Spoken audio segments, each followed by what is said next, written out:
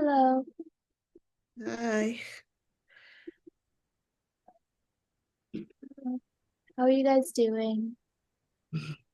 Good, thank you. How are you? It's so nice to meet you, Sarah. Thank you. It's good. it was Eid today, so it was nice.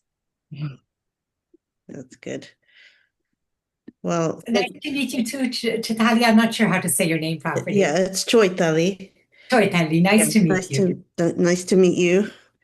I've seen your name. And I've seen yours. And Sarah, thank you for being flexible about last week. And Oh yeah, I no problem. apologize for that. No, don't worry about it.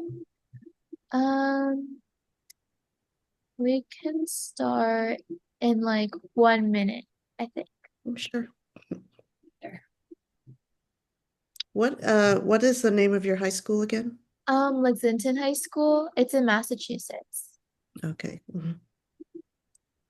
That's It's great. quite an amazing. I know it's Go. amazing that you have put together a literary festival. I certainly was not doing anything like that when I was in high school. I don't know about you, Soraya. It was not. And we all know that it's a lot of work. So it's pretty amazing to do all that and pull it off in high school. So kudos to you. Yeah.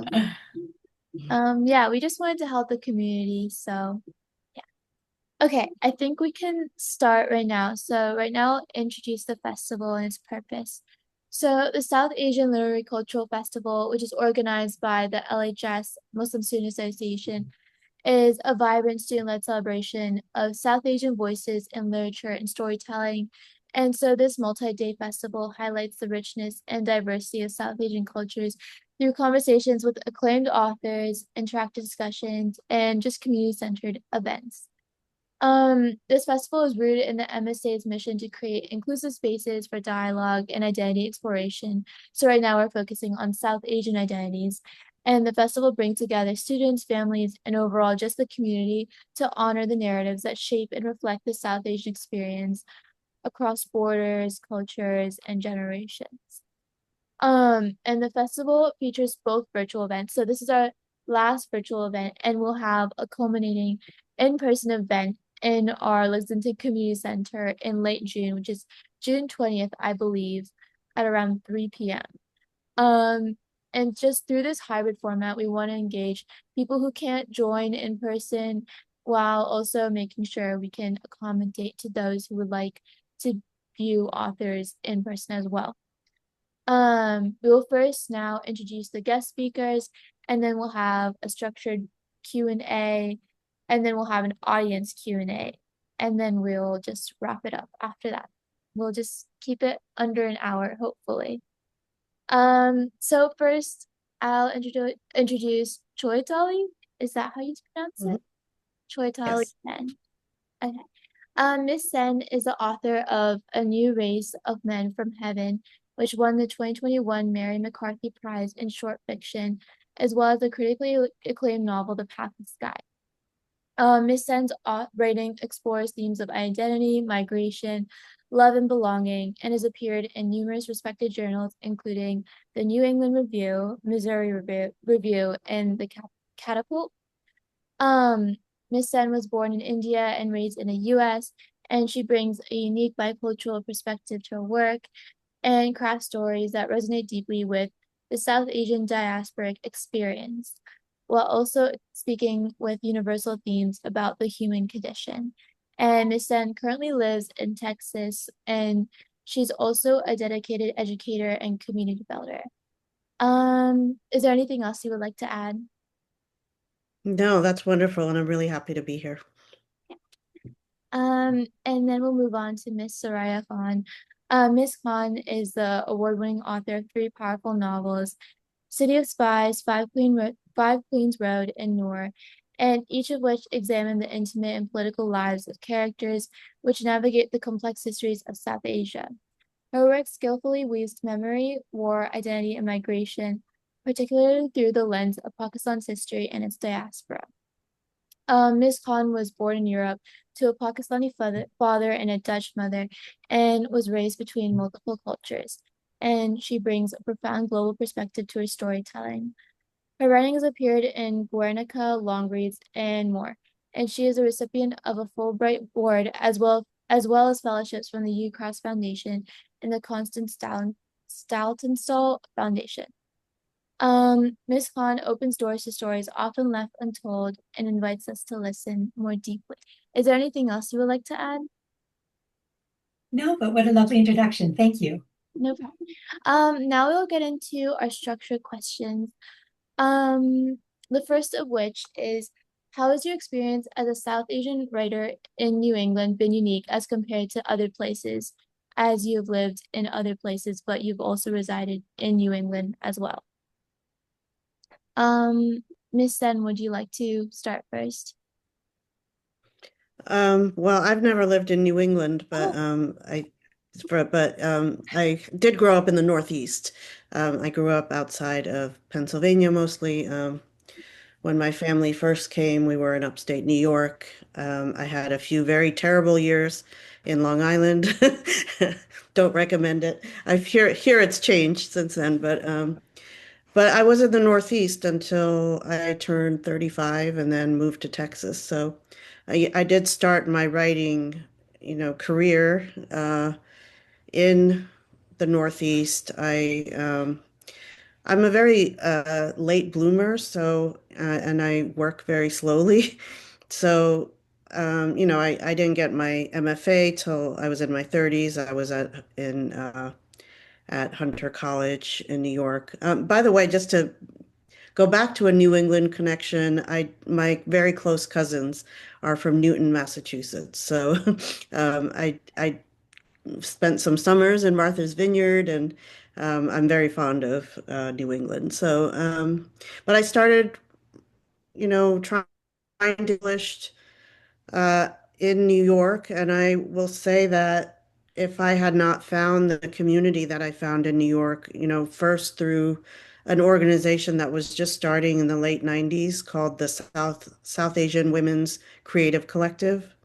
And I got to go there. We'd have, little meetings in the Asian American Writers Workshop space.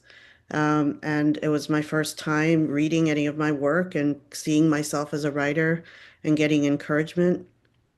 And then it was many years. Then I went from that to like getting my MFA and sort of learning, being getting acquainted with other writers in New York. And but I didn't really get published a lot until I moved to Texas, actually, because I think I had the space to write what I wanted to write. And a lot of which is about, the Northeast. Right now I'm writing a coming of age novel about loosely based on my experience growing up in Pennsylvania. So Mhm. Do you think like living in Texas has been more helpful with writing because there's such a large South Asian community down there? that helps. Although I mean, I actually did not grow up with a large South Asian community, but I was around a lot of South Asians when I moved to New York as an adult. Yeah, that helps. It's just a little bit easier, not politically, but, in terms of like, making a living, it's a little bit easier. So, you have a little bit more time to write. That's been my experience. What about you, Miss Khan? Has it been, how has your experience in the Northeast, I guess, to make it broader, impacted you and has been very like unique as compared to other places as a writer? The only place really where I have been a writer is in New York. So it's hard to draw that sort of comparison. I was in Denver, Colorado, where I was in graduate school. I was in a small little town in Pennsylvania for undergraduate after I had come from Pakistan to study. I did not know that I wanted to be a writer at that time. Went to graduate school in Colorado for something else and didn't really find my footing as a writer until we moved to Syracuse, New York, where my husband was working. And just by chance, I made a connection. I didn't understand anything about MFA programs or the prestige or the hierarchy. I had no clue whatsoever. And I just made a friend who taught in the MFA program at Syracuse, who invited me into his graduate writing workshop. And really that changed the world for me because I was surrounded by people who knew that they were devoted to writing even as children. And so I had no idea what devotion to the discipline looked like until I met them. Until that time, I was writing on my own. And then I found a community, and some of those people that I was in communication with at that time are still my first readers. So it's so, like Chaitali was saying, meeting, having a community, it's expanding for a writer. You can't, I mean, I think I never met anybody who had written a novel until I was in Syracuse. So in terms of the South Asian aspect, my work has been mostly based in the history and geography of South Asia. So I have spent time in Pakistan and in Bangladesh also doing research, and that has connected me to writers in Pakistan in particular who I've shared notes with, and this bond of being South Asian, trying to find a voice and find readers and all those other things that come with being a writer. You guys think that stereotype of being like destined to be a writer and people having this goal from the beginning is very harmful when people are trying to like first get into writing later on in life? Or do you think that it doesn't really impact people as much as it may seem?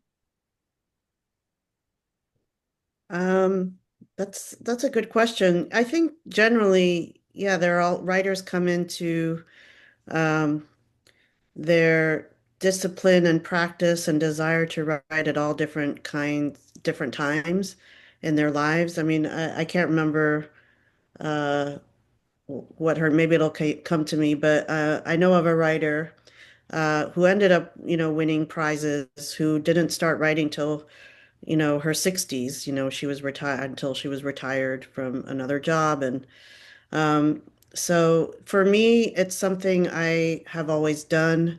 But I never thought I could be a writer. And I didn't, I went to, like you, Sorayya, went to college, didn't know that I wanted to be a writer. Um, and then, yeah, I think it was from coming across people who were being artists, who, for whom, um, forging a life as an artist was something they were dedicated to. And I thought, well, I'm always daydreaming and imagining things, and I've always, secretly been written. Maybe I should see if somebody wants to read my work. So, yeah, people can come into it and decide at any point in their lives, I think. Then it's a matter of, okay, am I really going to dedicate myself to this? And there are various ways of doing that. But no, I don't think anyone's born to be a writer. I think maybe sometimes people think they're born to be a writer. They know from a very early age. But honestly, I think that people come to writing from at many multiple ages and from many different disciplines and ways of being. So my first book wasn't published until I'd had my children. I think I was 40 at the time my first novel came out, even though I had started writing and trying to think of myself as a writer in my 20s.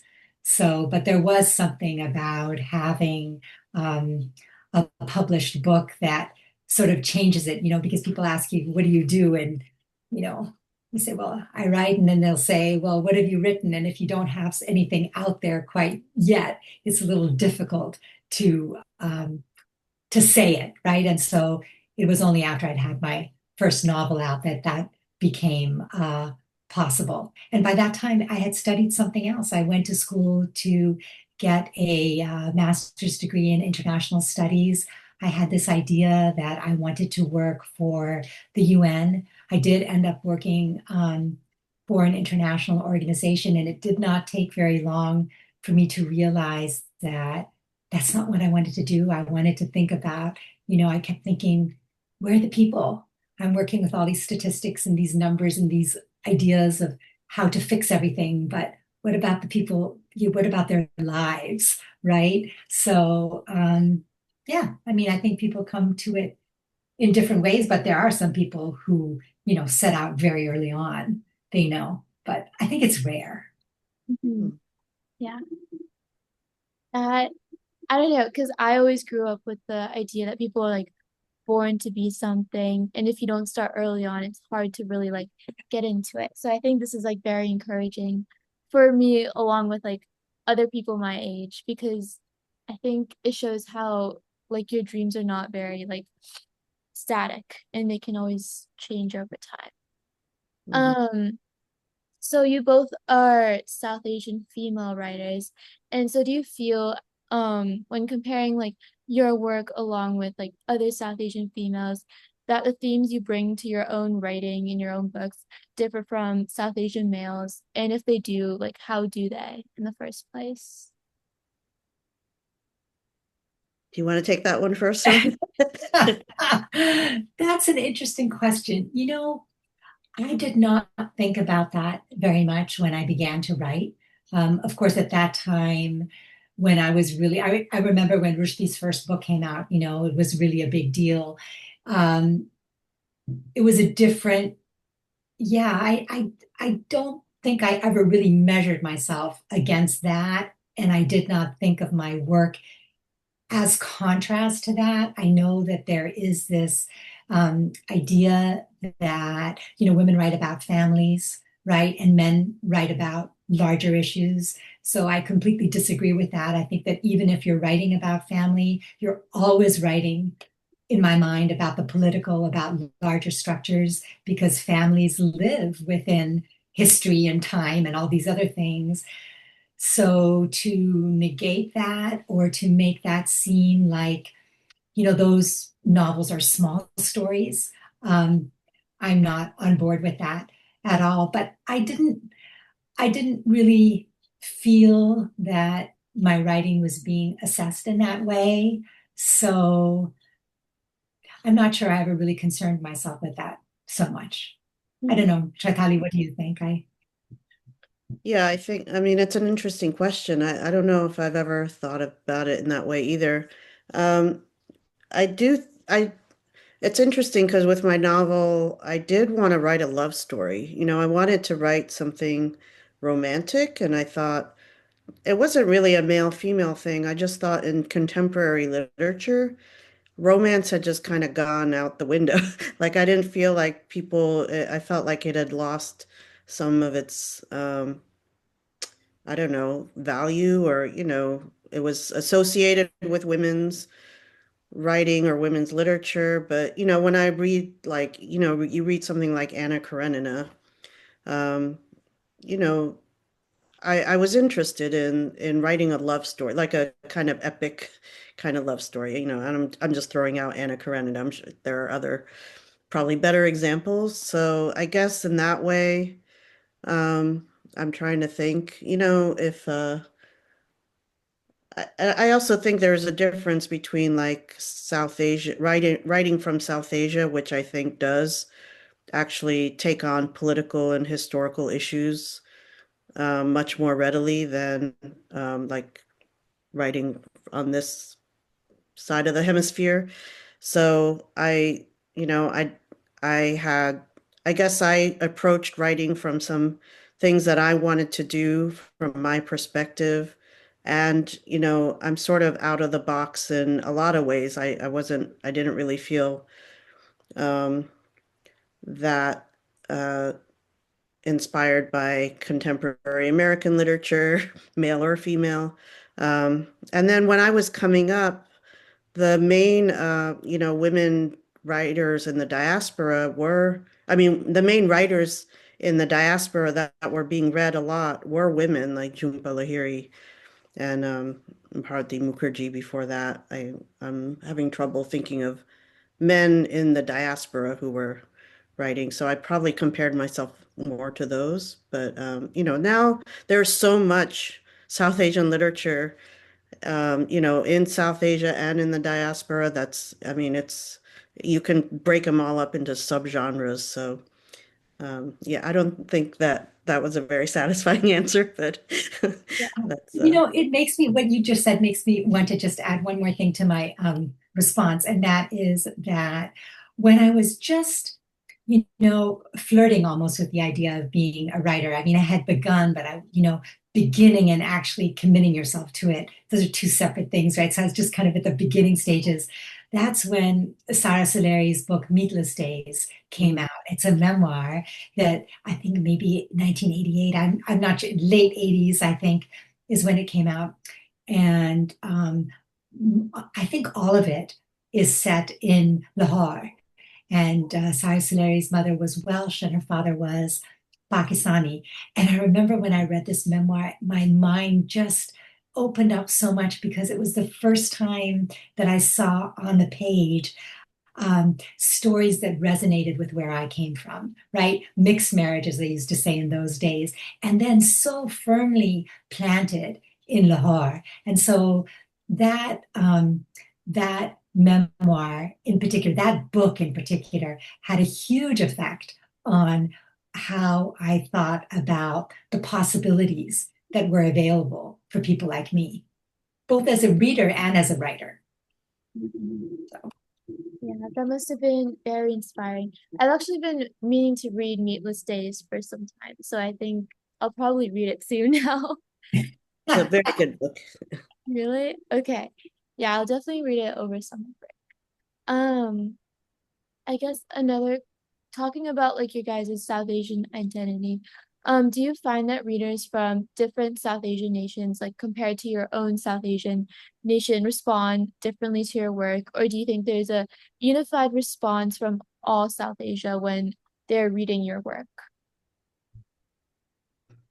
I'm not sure that my work has really, well, I mean, it my work did get reviewed in some South Asian um, reviews, but I'm not so in touch with, I don't think I'm widely read in South Asia or anything, so I wouldn't be able to say that, say one way or another, but I would say here, I have not really found any difference. People who are gravitating toward the work come from all over, you know, have various different backgrounds in South Asia, from, Bangladesh, Pakistan, India, Sri Lanka. And um, yeah, I wouldn't say there's any kind of standard like response that could be predicted from based on where people are from. They're mainly, I would actually, I can't say that either. I was going to say, I think they mainly are from the diaspora, like grew up outside of South Asia, but I actually don't think that's true. So no, I haven't found any discernible differences. I'm not sure what the answer to that question is for my work. I am published in South Asia. Actually, I got my first publishing break with Penguin India in my first novel, NOOR, that has to do with the what's known as Pakistan-India War, Bangladesh Independence War, 71 anyway. Yeah, I find that there is maybe a seriousness, at least there was at that time. I think maybe it has changed about the political and historical content of my writing with those books initially at that time. Maybe it varies a little bit from the reaction here. I'm not I'm not sure. I mean, I like to think that even if stories are grounded in history and various political events, our hope as writers is to write a story that's universal in some way, right? So even though it's rooted in one place, hopefully a wider audience might appreciate it. There might be resonances. So Yeah. It's nice that like everyone there's a more unified, like accepting response in America because of how like people unify more easily in like places where there's less South Asians and there's a broader like collection of community, like a more homogenous but diverse South Asian community over here. At least that is what I see in like Massachusetts. I don't know if this is like in your guys' states, but I think this is something that occurs here at least. I mean, I think it's an important point. I mean, I can just say right now the political situation is terrible. You have, basically a Hindu fascist regime, um, really polarizing people in a bad way. And, then there's, one thing that I've kind of maybe this is maybe off topic is I've been, reading a little bit about like the South Asian genome and, we're the same people. We're the ethnically, we are all the same people. And it's just, this is something that I explore in my writing that, all of these divisions are so, uh, out, they're not where the people are, they're being led in certain ways and they're so outmoded and absurd. But here, you know, I think a certain section of the population can get freedom from all that. And unfortunately, I think other parts of the population reinforce it. So, but I certainly grew up, with, not like um, in a secular household with, uh, all kinds of people, and had a orientation toward, if I met someone from South Asia, I was, I felt happy, and we bonded over our, many of the parts of our shared culture. So. Mhm. Yeah, definitely. Um, just like touching upon the South Asian diaspora, what do you think is the biggest event in like the South Asian diaspora history that has most affected your writing on a personal level? Um, Miss Khan, do you want to start? Um, I, uh, I mean, I would have to say that I grew up in Pakistan. Between the ages of 10 and 17, and that overlapped with all these political events that were happening in Pakistan at that time, both the Bangladesh Independence War, 71, and the hanging of the prime minister in 79, martial law in 77, and the prime minister being hung in 79. And those events really did form for me a I want to say both subject matter and inspiration for my work because I became immediately interested. I mean, I think that people in the rest of the world are more inclined to think about the relationship between personal lives and political realities. I think it's less so in the West. There's more of a distance, although now maybe that's closing a bit. But those events for me in the 70s in Pakistan made me uh, interested in stories and how people survive political, historical, massive events, like how our families affected, how our lives affected. So I think that those were formative. That was a very formative period for me. And even though the events since then have changed for me or very like another big impression that I had growing up was partition, of course, right? Because my parents' generation, we grew up with these stories about what it was like. My father's family lived in a house that had a Hindu landlord and in partition was divided. I mean, there were all these stories with, that just, yeah, I mean, they were just my milieu. And, I took that with me as a writer. So I'm not sure that answers your question, but that's certainly where I feel like my grounding is. Mhm. that makes sense. For me, it's definitely 9/11. After 9/11 here, I think things changed in general in the political atmosphere, but a lot of South Asians and a lot of my friends were affected by, the, you know, Department of Homeland Security, the, new like demonization of immigrants and Muslims and it was an event that we kind of went into the 21st century, as some of these people who had grown up here and were part of the South Asian diaspora and ended up in like the urban centers of New York and Boston and Toronto.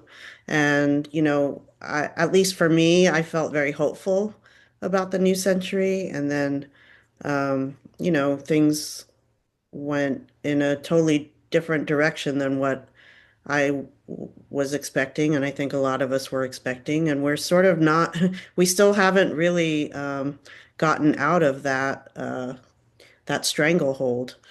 So, and now I understand a lot more about, U.S. foreign policy and stuff, but it was a major, major event. And I think it was something that made me get more serious about writing as well. And these are very formative events. I actually don't know much about the hanging of the prime minister, but I definitely do know about 9/11, unfortunately. Um, I think now we can go into our the audience Q&A. The first one is, how can literature help bridge cultural divides in today's world? Um, Ms. Khan, do you want to begin? Sure. I mean, I think that literature really is a window into another world, right? So when you open a book, you're really surrendering to um, a different reality, a different world. And in that world, almost certainly you will find something of yourself, right? I mean, I know as a writer, that's what I hope the other way around. But as a reader, I mean, really, I read all sorts of things and not necessarily things that have to do directly with me, but it's very rare. I don't think maybe, I don't know if this has ever happened.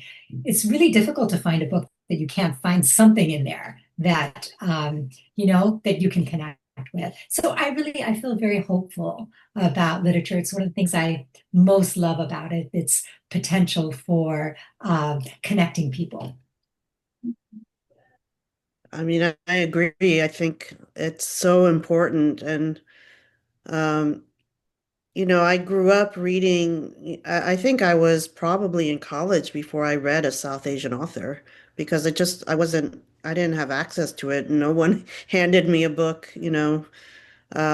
and so I grew up reading books by people who are not of my ethnicity. And um, I learned so much about all these different, the way people live and, their creativity and and the main thing I learned is that these people are like me. We share, the same kinds of, you know, all kinds of things, could be similar experiences. It could be similar hopes and dreams. It's really thrilling, I think, when you do read something and you discover something different and you're curious about it, but you also discover something that rings very true and is familiar. And it could be written by someone who's, in a country that you know very little about, but um, you are seeing that humanity in it. Definitely. Um, okay, now we can go into a second question, which is for Ms. Khan. What drew you to write about the Bangladeshi war in your book, Noor? Um, I have to think about that because it was a long time ago. um, so what I recall, was that as a child in Pakistan, I arrived in Pakistan right after the 71 war, because it was around that time, of course, that my father wanted to return to Pakistan to help rebuild it, right? So we came back to Pakistan in the context of the 71 war. But what was so strange to me is that as a child was that this war that we used to hear about on the BBC and VOA as children in an apartment in Vienna, Austria, once we got to Pakistan, people were not talking about it. And then my parents sent us to Lahore to visit with my grandparents, and we lived there for a little while that first summer. And there used to be this big banner across Mall Road that said, "Bring our POWs home." And I remember asking my father, "What are POWs?" That was the only, and after he explained that to me, it just seemed like that was the only evidence that there had been war. That and the fact that my mother had a friend, she befriended somebody very quickly upon our arrival in Pakistan, whose husband was a POW.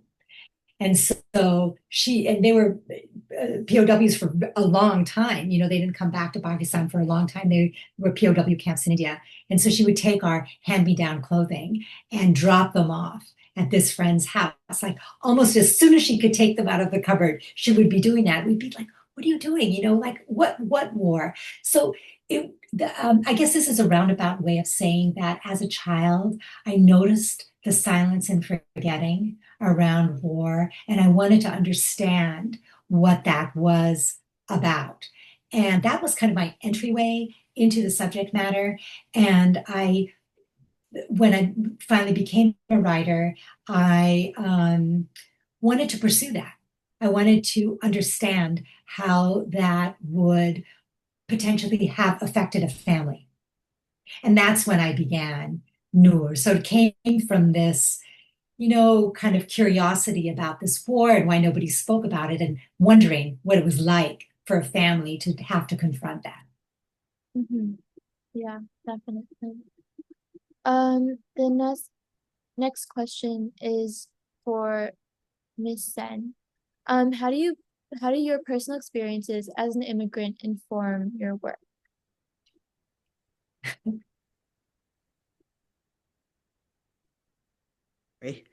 I have a dog here and my family's visiting. So, that's a good question. I think being an immigrant, um, really taught me how to observe and listen because I spent so much time watching, just to figure out what was going on and how I should act and how I should talk.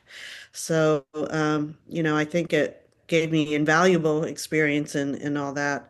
I think it also gives me, I'm comfortable in the role of an outsider. I never want to like be so enmeshed in a community or, or a clique or where I don't have some objectivity.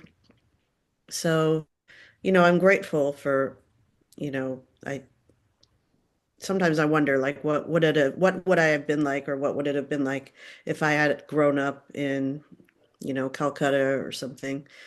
But I'm grateful for the as challenging as it was at times for um, getting a perspective of how things look from the outside. And I look at everything from the outside, and that's great if you're going to be a writer. I also think a lot. I mean, just the fact of immigration, why people migrate and, what happens to them once they migrate, what was going on before they migrated, all that is very interesting to me. So it was a big, you know, uh, question in my novel and in my short stories. So, um, it's definitely something that drives my writing. Mhm. Definitely. Um, the next question is for Miss Khan. What do you think is the role of fiction in preserving difficult histories?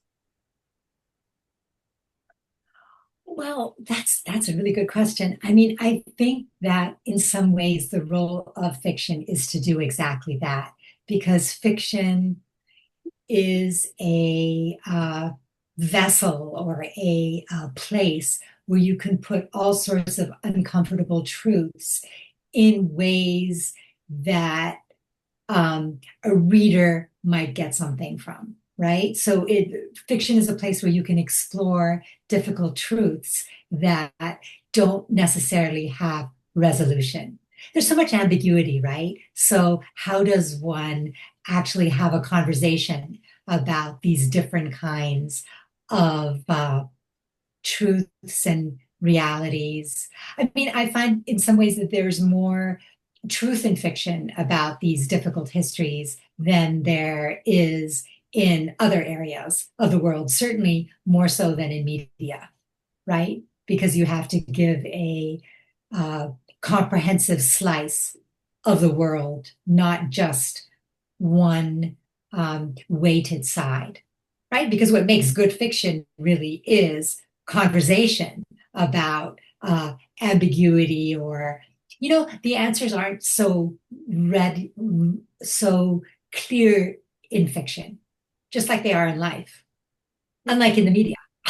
Yeah, So definitely. anyway, that's where I don't know, Chaitali, do you think anything different? I just I agree with you. I mean, I think that there's a emotional truth you can get to in fiction that is, not allowed in other areas. And one thing about fiction, I think this relates, I cheated and looked at the Q&A to a question about film. And, the great thing about fiction is that you can write about what people are thinking. You can actually get into people's consciousness, which to do that in film, you'd have to have a monologue or something. It's just not as effective. And being able to go into how, deeply how someone is experiencing something difficult, it's, how people are experiencing a war and, think about then all the other things going on, like, we are you in the media, you're just seeing them as victims or, however the media frames them. But these are people, they're human beings. They, fall in love. They, have health problems. They have like, they're, some of them are grumpy. They're not all nice people. And, you can get into all that in fiction. It's kind of liberating, actually. So Miss Sen, I think you answered the second to last question, but Miss Khan, do you have anything else to add about it? The question is, as an audience defined by an era of film and images, how is your writing adapted to this reality, if at all? Um, I don't know whether I have a good answer to that, because honestly, images have been so important to me in my writing, have always been important to me in my writing. So I don't feel like this new emphasis on photographs and images and that we're seeing now. I don't know that that's really affected me, because I really have drawn a lot of inspiration from visual images. I mean, when I went to Bangladesh to research, when I wrote NOOR, and some of the photographs that I took there, I'm not a photographer by any means, but some of the photographs that I took there really had a very important role in my work. And then, I mean, I can remember actually photographs and various images and what roles they had in all my work. And most recently, I wrote a memoir, and these really old, ancient black and white photographs that I stumbled upon in my mother's childhood photo album really, the images themselves, I just thought of them as not just historical evidence, but really as worlds, right? And so having those images really, that has meant for me, that has given me a way of seeing. It's hard to actually put into words what images have meant, but I think of myself as a visual writer, and there are images that have actually propelled my writing. Mm-hmm. Mm-hmm. Definitely. The final Q&A question is, at this stage in your careers, do you find writing residencies beneficial? Um, Um, I have a confession to make. I've never been to a writing residency. I do sort of self-imposed residencies. So I don't know if I would find them helpful. They sound good on paper. They sound, really I have friends who've gone to residencies and have gotten out. I'm very attached to my dog, so I like to be near my dog. Um, yeah, I'm sure they would be helpful. Um, you know, I know different residencies offer different things, but I think for me, I have to figure out how to work a writing practice into my daily life. I've always had another career. I was a elementary school teacher for a long time. I was a public school teacher, and Oh, what did you teach? Or I what grade? taught. I've taught everything from first through sixth grade. Oh, wow. So I would get up. I wrote my novel, waking up at 4:30, writing before everybody else in the house got up. Right, right. What about you, Um, Soraya? Are you a residency fan? I think I also have never been to one, which is interesting, right? I mean, because they're so popular. Um, I guess part of residencies is the ready-made, not always, but I imagine anyway, the ready-made community that comes with residencies. So I don't think I've ever applied to one, and I definitely have never been to one. Um, but I do remember thinking that when my children were small, that it would have been a great thing to be able to get away for a couple of days to do to do some, intense thinking without interruption.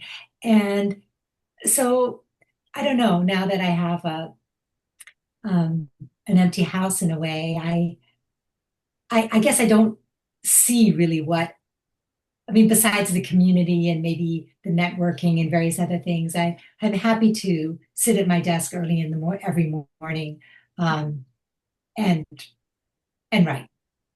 yeah.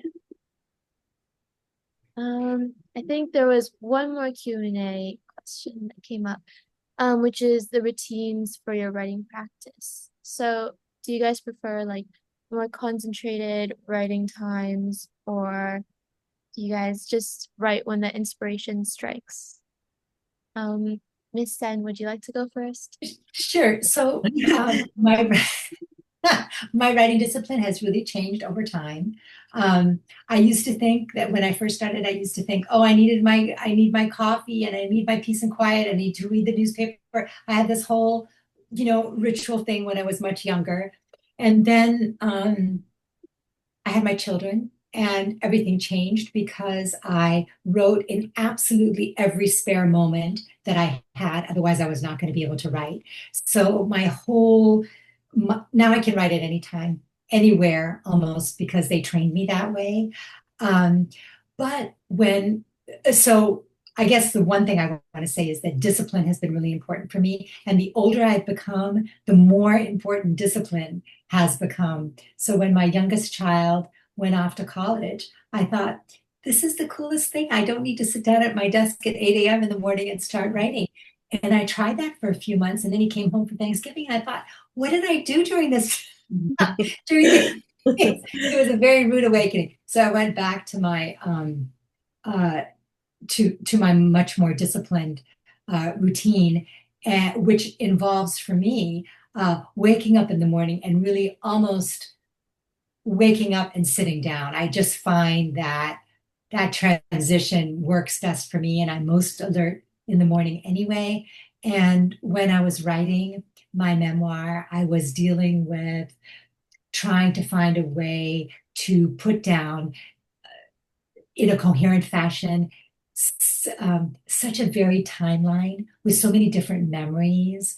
And I was trying to weave so many things together. I mean, I think you have to do that anyway if you're writing a novel, but I just found the challenge of it in the memoir even harder. And so I couldn't skip a day. I became even more, determined to stick to this discipline. And now I'm writing a new novel, and that's what I have done as well. So really, for me, discipline is almost all of the work. I don't know. Do you feel that way also? No, I totally agree. And yeah, I had the same experience where, suddenly there was an empty house and I thought, oh, this is all the time I've been wanting. And it really it doesn't work that way. It's amazing how much time you can spend doing nothing. But yeah, I mean, I do like to do my heavier thinking in the morning and then more like revision, tinkering and stuff later in the day. And I have found that I don't write every day, but if I take too many days away, it's really so much harder to get back into it. So I find if I open the document, I will do something. So, I make myself open. I do work on my laptop, open up the document, and then I want to work. But until I open up that document, I really don't want to do it. I don't, I'll do anything else, but that's the mystery of being a writer for me. I can't imagine myself doing anything else, and yet it's so difficult. And wouldn't I rather go see a movie? Yes. So. Yeah. Well, I think this wraps up our Q&A, and I think we'll just be giving our conclusion right now. So thank you for Miss Sen and Miss Han for all of your time and just coming here and being a part of this amazing festival that this school put together, this club put together. We really appreciate it. And on behalf of the Lexington High School Muslim Student Association, we're just so grateful for your time, your presence, your engagement, all of your comments and your stories. It was so, so inspiring. Great And questions. Thank you. thank you. Um, Yes, thank you so much, Sai, and to your audience. Really great questions, and incredibly organized and everything. I mean, it's really, I do think it's amazing that a high school club do what you have done. So thank you. It's an honor. okay. Thank you so much once again. It was just so nice for having you all come here. And yeah, our last event is on June 20th at the Lexington Community Center at 3. So we hope to see you all there. Thank you. Thank you. Thank you.